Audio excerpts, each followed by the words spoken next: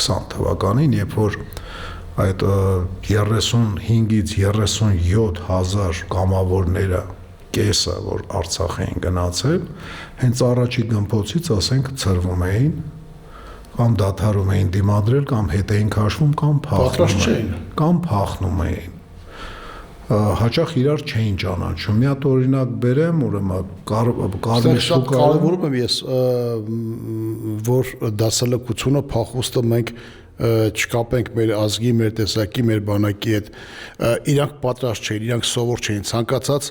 մարդ, եթե չի իմանում, ինքը հանկարծ լսում է ինչ-որ մի հատ բարձր ձայն, պայթյուն, ինքը դրա պաշտպանական մեխանիզմը չունի։ Այսինքն մենք ոչ թե պետք է մեղադրենք այդ մարդկանց, որոնք որ պատրաստ չէին, ստիպված գնացին տարբեր դրսևորումների, այլ այն մարդկանց, ովքեր պետք է այդ մարդկանց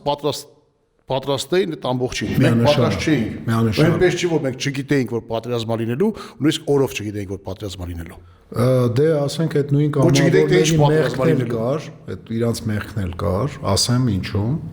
Իրանք կամավոր են գնացել, չէ։ Իրանք կամավոր գնացել են նախկին պատերազմին, ըստ էության։ Հա, այո, հա, բայց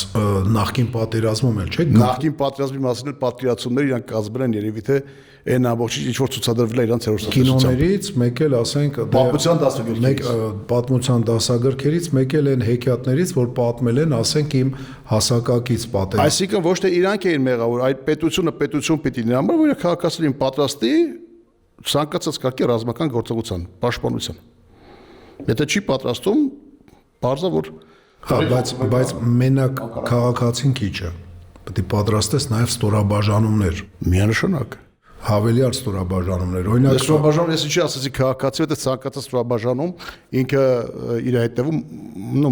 մարդկանցից է, առանձին մարդկանցից է կազմված, որոնք որ փորձում են համակցվել ու մարտունակության հաղորդել։